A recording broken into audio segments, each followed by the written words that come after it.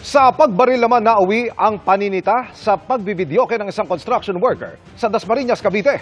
Patay ang biktima habang nakatakas ang suspect na isang barangay captain. Nakatutok si Jonathan Andal.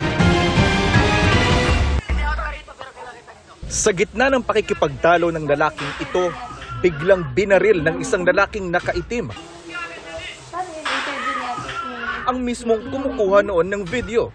Nangyari ito sa Barangay Sampaloc 1 sa Dasmariñas, Cavite, Biyernes ng gabi. Tinukoy ng Dasmariñas Police ang suspect na si Jeffrey Frani, chairman ng Barangay San Jose sa lungsod. Ayon sa pulisya, nakikipag-inuman at nagvividyoke noon ang suspect. Sinita raw sila ng biktima na nakikipag-inuman din daw noon. Kinumpronta ng grupo ni Frani ang biktima na kalaunay nauwi sa pamamaril ng suspect. Dead on arrival sa ospital ang biktima na nabaril sa dibdib.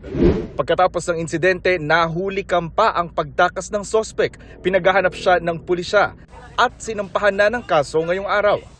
Hustisya ang hiling ng naulilang asawa ng biktima. Kung mayroon po silang di napagkaunawaan ng gabi na yun, wala siyang karapatan para patayin niya po ang asawa ko. Dahil yung asawa ko po, naghahabol ng buhay po yan. Nag-construction. Yung panawagan ko po sa inyo, kung sino man po kayo, alam niyo naman po kung ano yung batas. Sumuko na po kayo, harapin niyo po ito. Para sa GMA Integrated News, Jonathan Andal, nakatutok, 24 oras.